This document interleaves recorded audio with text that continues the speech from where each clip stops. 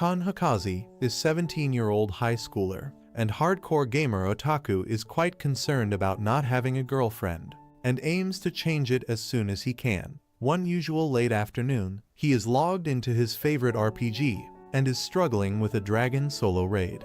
Long sword in hand, but like any great swordsman, Kon tries to perform a long charging ultimate move, but fails miserably as he gets attacked while charging his skill. His agonizing over ways to beat the dragon when someone sends him a chat request in-game.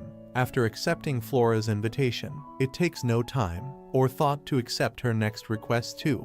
After all, how could Kon ever refuse the advances of a beautiful girl who is possibly showing interest in a boy as responsible, decisive, and organized as him? Kon may just have met the woman of his dreams online, a pretty-looking character in the game, a cute and feminine voice, and above all someone hitting on him, yet unconditionally accepts a request for help in real life, prepared to go even to the next prefecture within a day to meet up.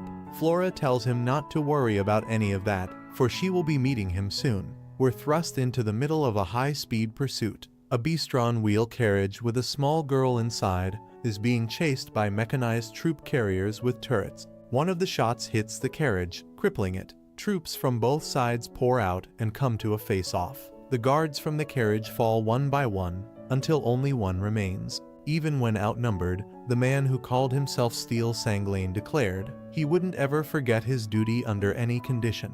The lieutenant leading the brigade variation draws his sword, and in seconds is flattened by Kon on his swivel chair falling from the sky. Kon has no idea how he got here, but gets roped in by the small girl's party. The little girl revealed to be Ekerlate Juptris, Street Pyria, the 36th princess of Street Pyria, and her party managed to escape into a forest. On the outskirts of Street Pyria, Kon gets bombarded with questions before he can catch a breath. It has not come to terms with this situation yet, even though he thinks it may all be a dream. The princess brings him back to his current reality with a punchline. His fantasy setting is absolutely messed up, with cliché names for places, a small brat for a princess, guts without the depression, and who loves cats, Sanglane, and the strong, mature, and charming Mariondale, who could be his potential love interest. Being transgender and not a woman like he assumed, Variation returns to the military camp to report back to his leader Erekpile Dukakis ED. Kon gains a bit more insight into this fantasy world and his situation. He learns of his newly joined party's objectives and the reason they are being chased. Princess Ekerlate, the 8-year-old girl who is already as mature as a grown-up, was on her way towards the capital city to marry Lord Jugleberg for a political alliance. It was the militant faction that attacked them, which did not want the alliance to come to fruition. The party made their way into the nearest city. After Kon made up his mind on the reward he wanted for saving them from their pursuers, a pair of shoes, but they have to still be on guard for any followers in this place. The caution paid off. Sanglane notices 2 soldiers tailing them, and they sprint into an alley to shake them off. Kon's reflexes, apparently, are just as terrible as his choice of shoes. Mariondale brings out the guns in the sword fight, while the soldiers bring the rocket launchers. How did Kon get caught up in all this indeed? Shaking off the soldiers, they use the underground tunnels to make their way east to the gates out of this city.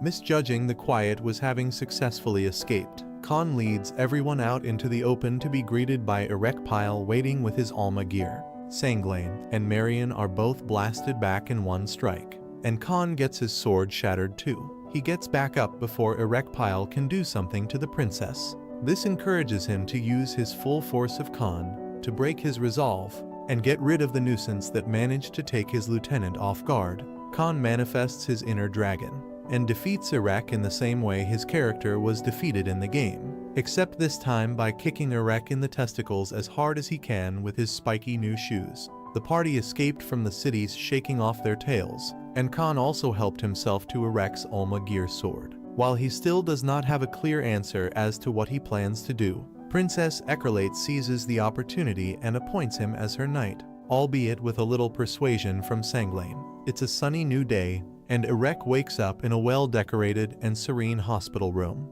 But this environment does not provide any relief from the trauma he suffered the other day.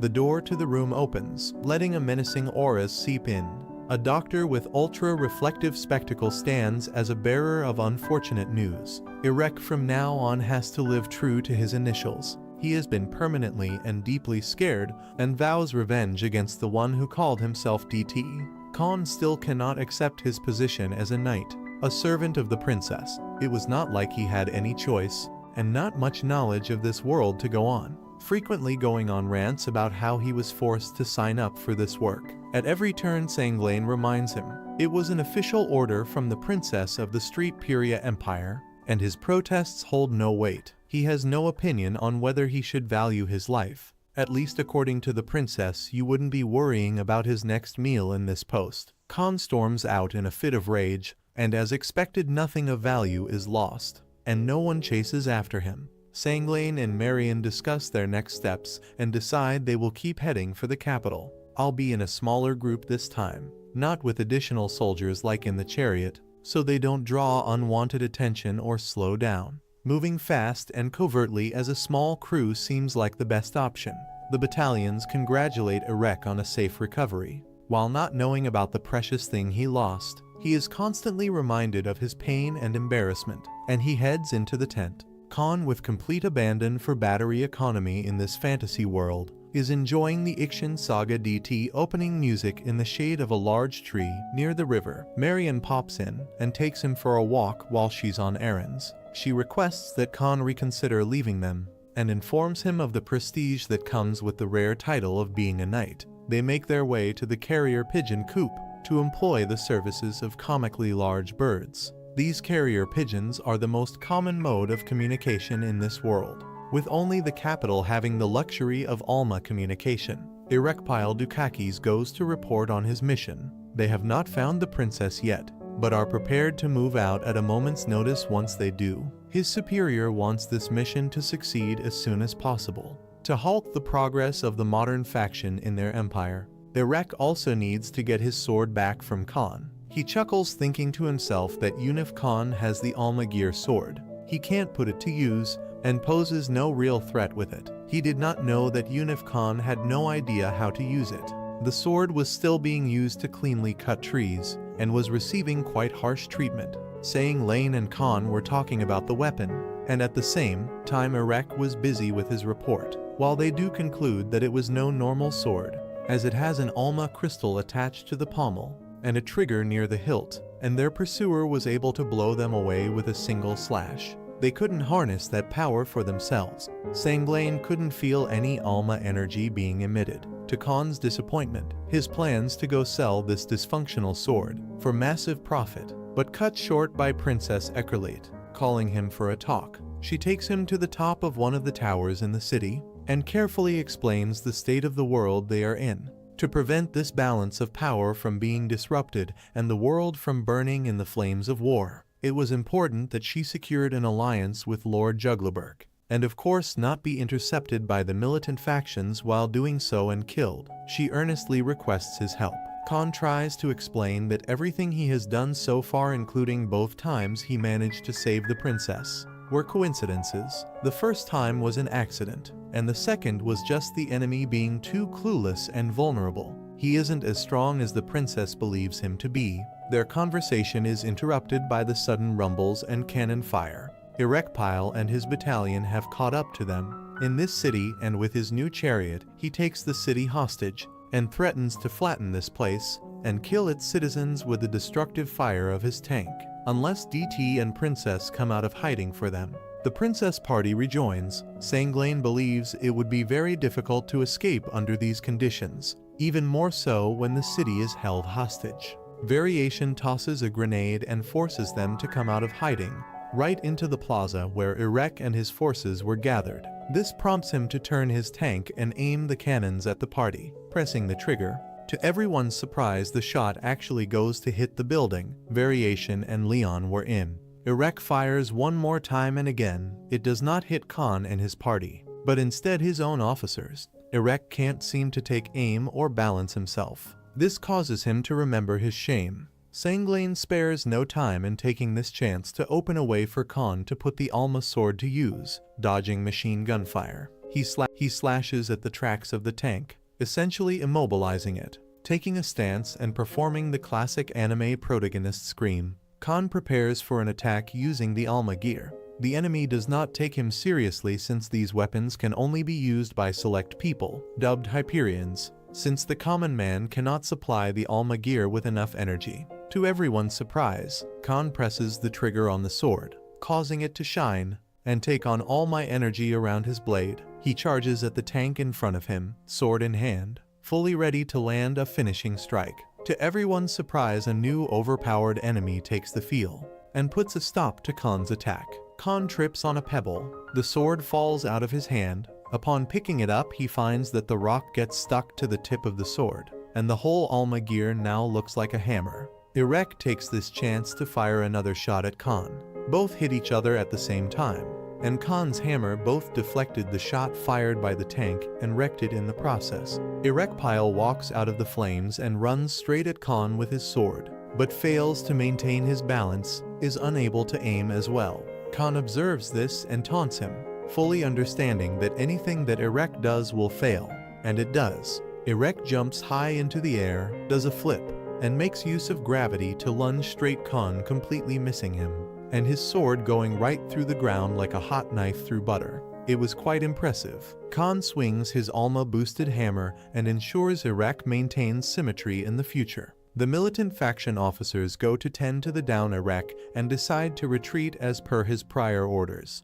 Kon also expresses his disapproval for the nickname DT that they have been using all along. Sanglane prevents him from attacking the enemies who are fleeing. He neither has to, nor should poke opponents stronger than him. Either way, Kon saved the day again, and the princess party is very grateful for it. After leaving the city together, he makes a deal of the princess. He would join her party and accompany them, on the condition that they also make efforts to find ways to send Kon back to his original world. The princess accepts and also informs him that it would also be convenient for him to tag along, since the significantly more advanced capital city, Muscat facilities available, that will enable his return or at least provide clues for the same.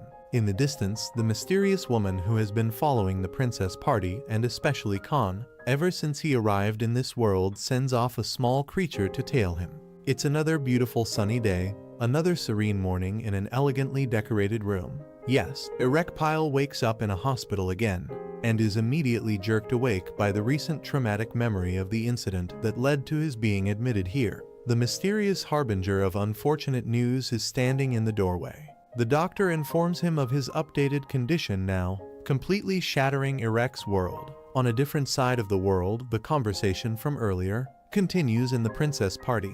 Kon wants to know a sure way to get information on how to return to his original world. Marion believes, as evidenced by the fact that he is able to use Alma's energy freely, and that he fell from the sky. Then, Kon might be from Ovidia. Ovidia is a mythical continent that was lifted into the skies by the Ixians long ago. Kon learns more about the connection between Ixians and Alma crystals. Let the one attached to the pommel of his sword he borrowed from Erekpile for an indefinite duration. While walking along the road, they came across a small creature, is the same one that the mysterious woman who had been observing them sent off. Marion and Sanglane are instantly smitten with a small creature, and it does its best to appeal to them as well. The creature walks up to Kon, but he is stern about ignoring it, and moving on with her journey. He constantly goes off on a wild tangent with reasons as to why they should ignore the small creature. Meanwhile, on a different side, the officers of the militant faction after the princess are gathered in a circle.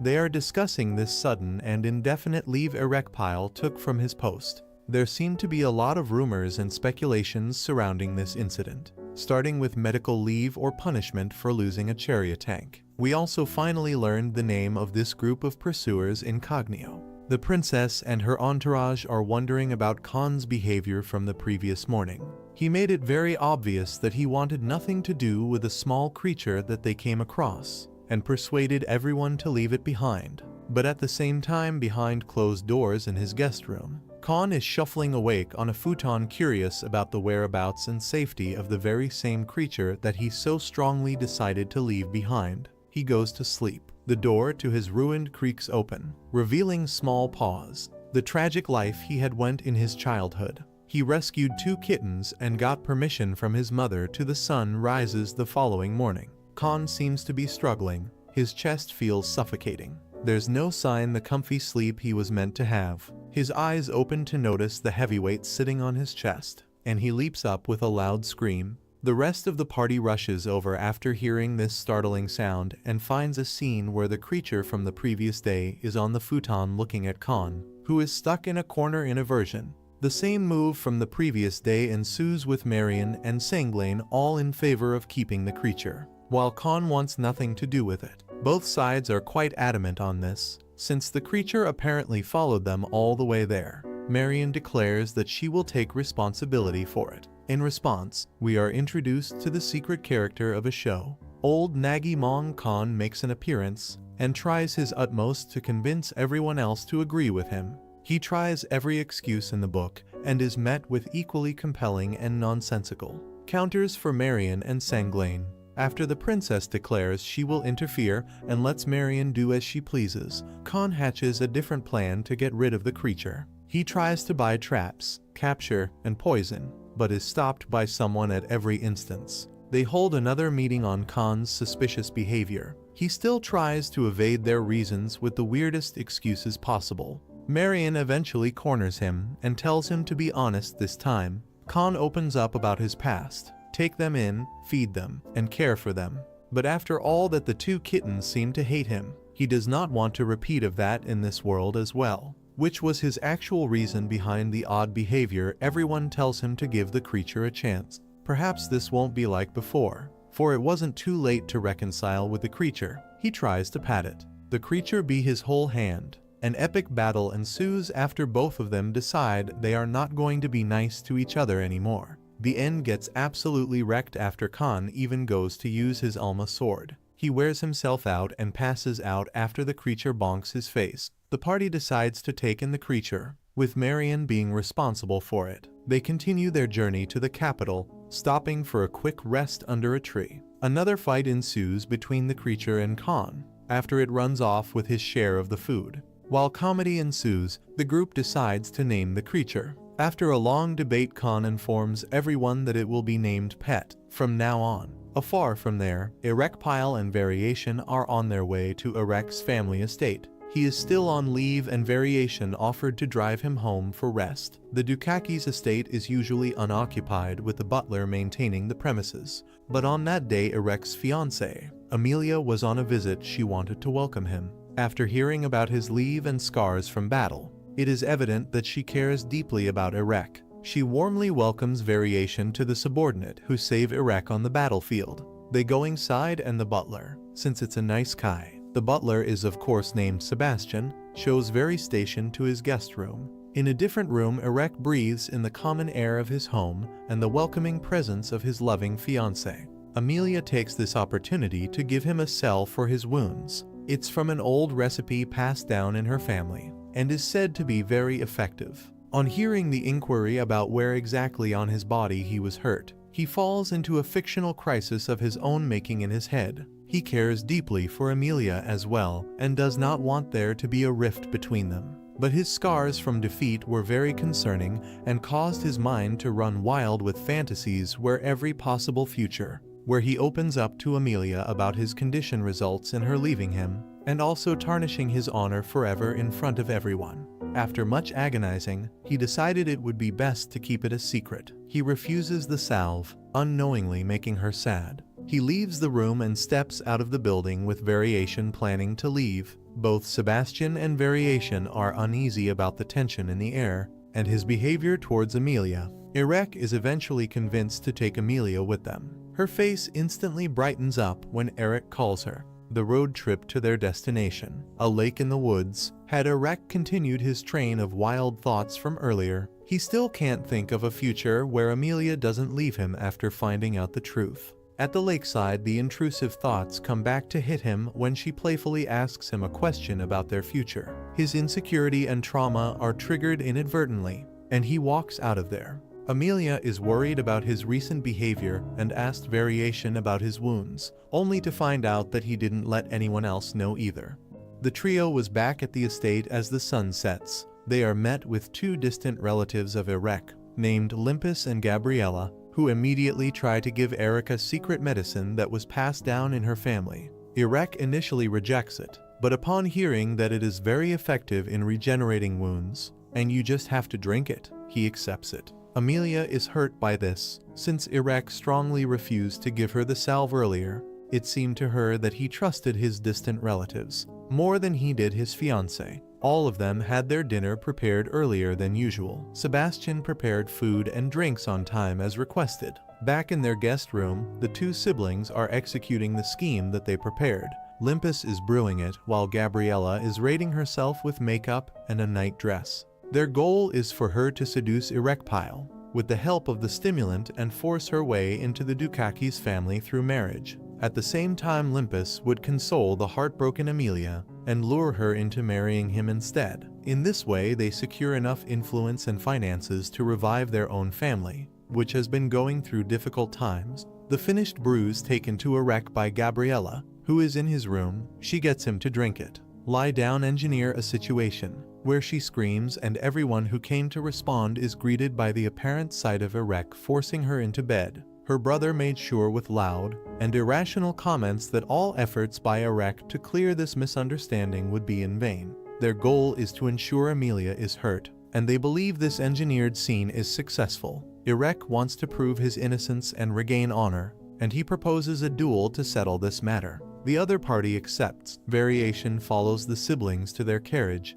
and eavesdrops on their conversation about the dastardly schemes. It also confirms that Erek is innocent. Nevertheless, Erek does not back out of the duel. If not for preemptively putting an end to the schemes, it's to atone for hurting Amelia. Early in the following morning, Erek, Variation, Limpus, and Gabriella meet at the appointed place. They confirm the terms of the duel, and the siblings lure Erek into saying he will be in this fight alone without help. Limpus calls upon hired muscle that had been hiding nearby. All 7 of them gang up on Eric, but he does not back out. Taking all of them on, he makes quick work of them and calls on the final opponent, Limpus. Yet, the latter shamelessly calls a giant bird this time as a substitute. Erek is getting tired after fighting the gang and now this bird, but he can't ask for help, according to the terms of the agreement. A familiar voice calls him. Amelia ran here to cheer him on. The giant bird turns to attack her. This could turn into a disaster.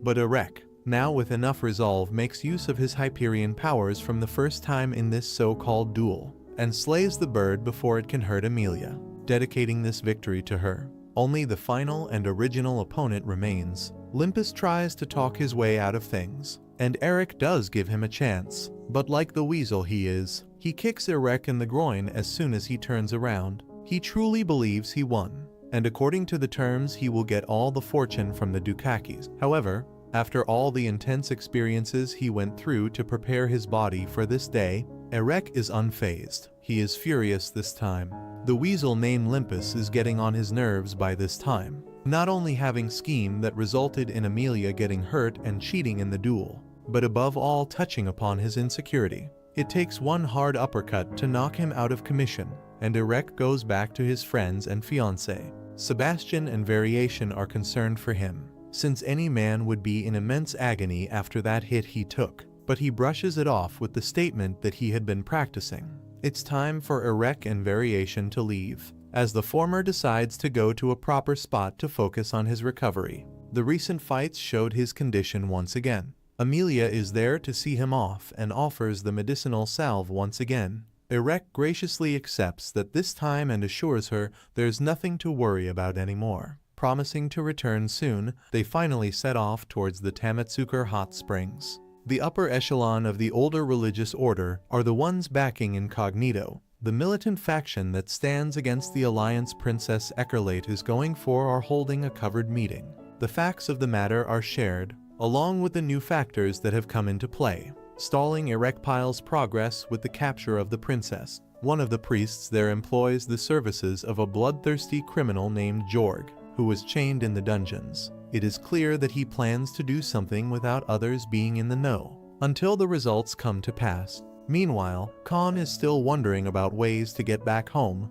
They are unaware that they are being followed by Jorg. Soon they arrive in another large town, where they book into an inn. Kon is sharing a room with Sanglain, and they are fidgeting and flailing on the sofa, while the other polishes and maintains his sword respectively. Kon is uneasy about the fact that it may take them 2 more months to reach the capital, where he may find clues to getting back to his world, or try to get an audience with the Ixians, who will facilitate the same. Marion suddenly steps into the room, informing Sangling and the princess odd behavior. She fears that if it is indeed what she thinks it is, they will have to tread very carefully around her. Marion takes Singling with her to confirm her suspicions. He takes the hint, and they dash towards the princess room. With Kon and Pet and Tao, Eckerlate is sitting on the couch looking through the window with a deadpan expression on her face. With one look at her after opening the door, Marion and Sanglain confirm their fears. Flustered, they immediately take leave, leaving her in peace, and also make sure to shut Kon up before he does something that should not be done. They inform him of the princess' state, having that all those present on her head is a sign of a certain period that the Royal Street Pyria family members have when they transition into a period of serious hyperactivity. They'd experience intense mood swings of a deep appetite, and even the tiniest of annoyances can throw them off the rails. A voice comes through the door telling Marion to prepare food for the princess soon. She gets to work without wasting any time. The whole kitchen inventory of the inn is spread out. There's an assortment of ingredients spilling on the table. Marion lists 10 lavish recipes that she can prepare of the present materials. It is not enough. She sends Sanglain in on a shopping trip to get more ingredients, while Kon needs a little more persuasion to accompany him on the trip as an aide. They book out the entire inn, so there is no collateral damage among the guests if things don't turn out well. The douche sprints out with a carriage towards the shopping lanes, buys the things they need, and zooms back to the inn. Kon can barely stand straight with a weight of just 13 of the ingredients on his shoulders. Sanglain takes the time on the trip back to thoroughly drill into Kon's head the severity of the situation. The princess is a ticking bomb, and they do not know what could trigger her. They can only tread very carefully and listen to her wishes. They have noticed only a single ahoj so far. At its worst, if the princess gets 3 of ahojes on her head, all hell breaks loose, even if he hasn't witnessed the princess' hyperactivity period himself before. Sanglain understands very well what disaster could fall on them, and the people of this town if the worst comes to worst. Kon does not understand why he's so fearful. After all, it looks like the moody ramblings of a spoiled child to him. Marion is fighting her own battles in the inn's kitchen, having already exhausted most of the supplies and awaiting more. She's prepared a lot of dishes and huge portions, and it is still not enough. Sanglain and Kon arrive, put down the bags of fresh supplies, and immediately to work again. They take the large plates filled with food upstairs to the princess room. Eckerlate has already finished the food served a little earlier as the two arrive the fresh batch. It takes no time for her to clear that as well, and she instructs them to bring more food, something richer this time. Marion, having to work without a break by herself, has her fingers going numb, and her body fatigued. Is this still no excuse to stop? The cooking must go on. New dishes are still being prepared and served to the princess. It takes no time to empty the plates. Kon and Sanglain's bickering is starting to get on our nerve. Eckerlate is on phase 2 with the second ahoj out now. Sane is pale and sweating with fear. He is instructed from now on to talk like a cat, putting aside the way of talking that she found annoying. He must swallow his pride and comply. This was neither the time nor place to endanger his life or that of the people of this town. The pet is instructed to behave like a bird. It has no option either. It must from now on chirp and fly. The sun will set soon. Marion's mind has long since left this place. She is preparing a whole pork spit roast. Jerked back to her senses, she is still frantic about the list of things she has yet to prepare: dessert, snacks, and preliminary preparation for the next day. Sanglain's sanity is at a low point. He has to speak like a cat. The pet is tired too. No one is in good condition, neither mentally nor physically. Kon wonders about the reason that is pushing everyone around into overdrive. He feels it's time to put an end to the current state of things, and he will go convince the princess to stop acting so spoiled, acting against Marion and Sanglain's protests. He heads up to talk to the princess. He scolds her lightly and tells her to be easier on the others. Somehow, to everyone's surprise, he manages to convince her to get out of the room and bring the plates downstairs herself. Marion believes it would have been a near-failed experience if things had gone even a little awry. Sanglane emphasized that it was very reckless. Kon still believes the storm has passed, and it wasn't a big deal. Night comes and it's time for bed. Just as the lights are off, Dior, the assassin sent by the older religious order, finds the cue. To get to work, he makes his way into the kitchen first, where the lights are still on. If ignored, the person awake may alarm the others, making his work significantly harder. He leaves with the person awake with his knife at the front. Marion effortlessly, almost instinctively, locks the incoming knife with a whisk. Of all things, demon form Marion absolutely devastates Dior, who interrupted her work meant to keep humanity safe. After suffering both physical and verbal abuse, he is forced to give up on silencing the person. There's no way he could ever go back there. He decides to preserve his life and go for the main bounty instead.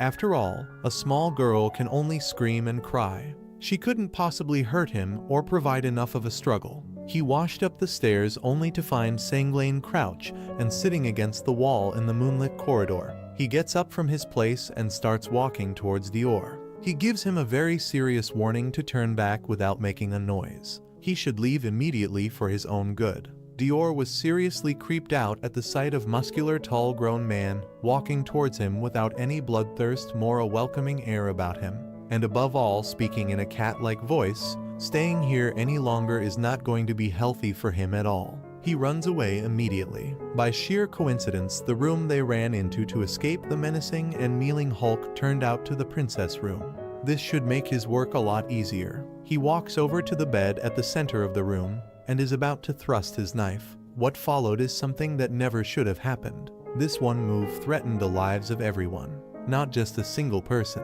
Not too far away, Kon is living a life of blissful ignorance and peace. What could have been a bathroom break like any other was interrupted by a frantic Dior. The door bursts open and Dior runs up to the nearest person he can find and climbs up, taking cover. The only tragedy here is Kon's clothing getting wet. Dior is visibly shuddering, filled with dread. Eckerlate was nothing like what he thought. The angry demon could have ended his life if he had been any slower to escape. Kon can't take him seriously. He must be a hired act to convince him of something. Together, both of them walk up to the princess room. Kon goes near the bed to check up on her, only to find it vacant. His candle's light is blown out, causing him to move near the window for a short moment. Dior is still feeling the chills and gets ambushed by the object of his fears. Something is very wrong here. Kon can feel it. There are eyes somewhere on the ceiling looking at him. There's an eerie presence inside the room, and the presence is extremely furious. Princess Eckerlate and her final boss phase leaps at Kon, taking him by surprise and causing him to fall. Her follow-up strikes to eliminate this nuisance are strong and fast enough to break the concrete walls. This creature out of Bloodborne lays waste to the older religious order's assassination plans and causes the notorious criminal Dior to never surface again. Tamatsuki Hot Springs is one of the special regions where water with traces of alabaster ore and minerals gushes from the ground. This makes the springs of that place therapeutic and eases the recovery of any injury, as well as stimulating the body further. By sheer coincidence, this resort town is the next destination of both Princess Eckerlate's party and a wreck pile. Sanglane leads the party to a lodging named the Jewel Inn. The hostesses lead the members to their booked rooms. The princess and Marion get a large room that comes with baths, massage rooms, and more. While the guys get a small room meant only for sleeping, they keep their belongings, change into suitable robes, and immediately hit the hot springs. Kon in his excitement suffers a lot of embarrassment, and it doesn't end there. Stimulated, he storms out of the springs before he's found out. He could not enter their room after forgetting to take the keys from Sanglane. Irek is being guided to his room by a hostess, and he enters the same corridor as Kon. With a former being out for blood, if he sees Kon, it would be best if it couldn't meet. Kon might not get lucky a third time, but luck wasn't on his side this day anyway, with all doors being locked, having to cover his crotch, and being on the corridor where he's under constant risk of Irek noticing him. He decides to head back into the baths, for Sanglane might be his last hope, but he finds the place vacant. To add to the pressure, Irek enters the baths. Kon hides and ends up witnessing Irek's prayers to the gods, something that might have been best left unwitnessed. He has to meet up with the rest of his party and seek refuge in a room anyway. He remembers that Sanglane was quite excited about the red light district nearby, so there's a good chance he may have sneaked off there. Condos to look for him, and after walking around a bit, he comes to the conclusion that he has to know Sanglane's preferences if he wants to find him reasonably soon. This thought chain leads him to a cat cafe, where people pay to be able to play with the many cats in there. A haven for lovers of the cute critters lo and behold, Sanglane was indeed in there. He drags him out and informs him of the situation. On the way back to the end, they end up having to take a small detour at a foot bath to escape a wreck who seems to be out of breath. While things should go a lot smoother now, and ends up adding another surprising problem to Kon's pile. He glows radiantly back inside their room at the inn. This sudden glow up in Kon's appearance didn't subside, and he decided to do something about it. If it was Alma energy infused spring water that caused both the stimulation and the glowing, then that is what may revert his body to a normal state. Nonchalantly he goes into the base, and the spring water causes his body to lose its glow. Irek was sitting quietly, almost blended into the surroundings near Kon, also taking a dip in the spring. He recognizes him and immediately tries to initiate a duel. He feels that Kon's whole existence is an insult to Irek, causing him to lose his honor and pride, and then he keeps throwing salt in his face while in the hot springs. Kon convinces Irek to postpone the fight, for it will most certainly cause problems for others and damage the premises. They agree to switch locations as soon as they put their clothes back on. Irek falls for his schemes and Kon ambushes him before the actual agreed upon start to the fight. He makes full use of this to escape from the hot spring city with his party, putting an end to the hot springs chapter. The journey as the capital continues. Princess Eckerlate, Sanglane, Marion, and the internet browser incognito guy arrive at a small village. They occupy a table and order freshly prepared food for their lunch. The three are unable to stop stuffing their faces with the delicious food, while Kon in his suspicious incognito outfit can only look at them in envy. You know, the smallest gap in his costume will cause the dazzling light to come out. They tell them to wait until there's no one around, and he can then have his packed food in private. Even if he has been living on simple bread so far, any slip-ups will draw a lot of unwanted attention. With Kon still shining due to the excess Alma energy in his body, he cannot control himself anymore and ends up opening a small gap near his mouth to eat the food on the table. The light from that tiny gap causes everyone present to turn heads and signals the end of what was a peaceful lunch for the rest of the party. Even on their way out of the village, they are met with countless stares, with people even asking Kon to put away the covers and show his face. Running or shoving does not help when people start ganging up on him out of curiosity. They are in a pickle if this was orchestrated by their pursuers. People even met with something alien tend to first chase the disruptive element away. Something unusual generally means trouble, illness, or the precursor to a calamity. Everyone in the cartilage party has goosebumps on their skin. Now that the secret is out, anything could happen. But we know this is a comedy series. There's no witch hunt. The village people bow down around Kon with reverence. The elder of this place comes forward citing a prophecy that says God will descend from the skies, and he, together with his holy beast, and his servants will lead them to salvation. Unsurprisingly, as the protagonist of the show, Kon foots the bill. Sanglane tries to speak out to clear up this misunderstanding, but is interrupted by Kon. Was a different plan in mind. He decides to capitalize on this situation and declares himself to be the god of the prophecy, saying Marion and Eckerlate are his servants and Pet is the holy beast of concealment from the legends. The devious plan works. They are led to a large house and Kon is served with the local delicacies. Kon is fixed on this decision shamelessly, even after his party members protest against this kind of masquerade. There are good odds of them finding out the truth, and leaving will be even more difficult if it comes to that. Right then, the elder steps into the room informing Kon and the preparations he had been making. All the village citizens and more are gathered in a large area, awaiting Kon. He is visibly perplexed and put under more pressure by his comrades, reminding him of the gravity of the situation. There are hundreds of people gathered in the area wishing to witness a miracle from the prophecy god, who came to bless them. Let there be light, says Kon, as he shines even brighter. He starts emitting a blue hue now as numerous butterflies flutter in, attracted to the light and concentration of Alma's energy. It almost passes for an actual miracle. Kon makes full use of this instance. One of the people among the crowd asked the Lord to perform another miracle on the village well, which has been dry for a long time. Kon signals Sanglane or Poseidon, his new nickname for the current situation, for that thing. With the Alma here in hand, Kon smashes the ground with its power, causing rocks to underground to shatter. The underground water gushes forth. This has to be another coincidence, but Kon presents it very convincingly, quite smut about how things are going so smoothly so far. He waves at his new followers, inciting a huge wave of cheer. One by one, the followers ask Kon questions, asking for his teachings. They range from Genesis, creation, the state of the world, reincarnation, and more. Kon comes up with answers out of thin air and preaches his video game console religion. The spark in religion keeps getting followers, it thrives, and new premises are built for him to continue his preaching. Back in his newly constructed temple lodgings, Kon is being attended by a lot of women, surrounded by gold and lavish offerings. Sanglane, Marion, and Eckerlate come in, requesting to speak with him alone. The attendants leave. They chide Kon for being too greedy and to stop with this farce of a fake god. They have stayed here long enough, and Kon is forgetting his original objectives. Slack back to face reality again.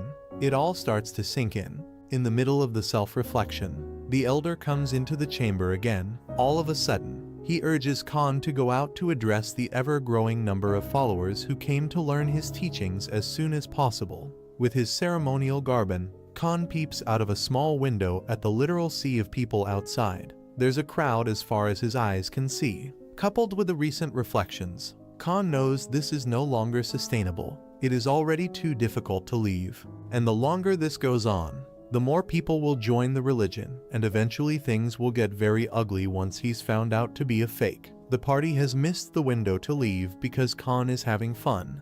They put on the incognito outfit and try to sneak out, but are discovered by the elder and a few more followers. Excuses do not work. They want to go along with him, which is of course not possible. The spark in faith has expanded to massive proportions within a short time, enough to rival another major faith in the land of Mira, the Order of Olga, apparently the same order that sent the pursuers after Eckerlate, and back to Rex incognito group with the same. But Eckerlate and Code do not know that. The spark and followers intend to see Kon's blessing to go south and start a holy crusade against the older order. Kon's disapproval does not have much effect, as the wheels of a crusade have already started to turn. Even if he kept the religion's ideals pacifist, he had to address the agitation of the followers. Kon nominees to come up with something, anything, to make all followers divert their attention and energy to something that does not cause a conflict and make the situation even more complex for the princess party. He makes a new announcement to everyone, reminding them of the sheer size of the faith, and ask for new grounds and a temple for this religion to thrive further. The new Holy Land was to be built on the mountain he pointed to in the distance. The immediate issues are delayed, but there still needs to be a safe way to exit this place, so they can continue their journey without hurting anyone or causing trouble. While three of them discuss such ways, Sanglane puts his knowledge to use, designing a blueprint for the new temple. Yes, a man whose appearance does not match the person within. He apparently graduated at the top of his class, and has a degree in engineering and architecture. Besides being a swordmaster and military general, it certainly makes you wonder what you are doing with your life, doesn't it? Steadily, the temple is constructed without a hitch. A large new holy ground is created for pilgrims, with the grand temple on the mountain at its apex. With one last order, Kon and the party fly off on the hot air balloon designed by Sanglane that runs on Kon's Alma energy. They manage to fly off safely, but things don't go smoothly as the glow phase just ends. While Kon and others are happy now if they can travel without seeming too suspicious, Sanglane knows and tells them of the new problem on the horizon. The balloon used Kon's energy as propulsion, and now that he is out of the excess energy, is just a matter of time before they start to fall.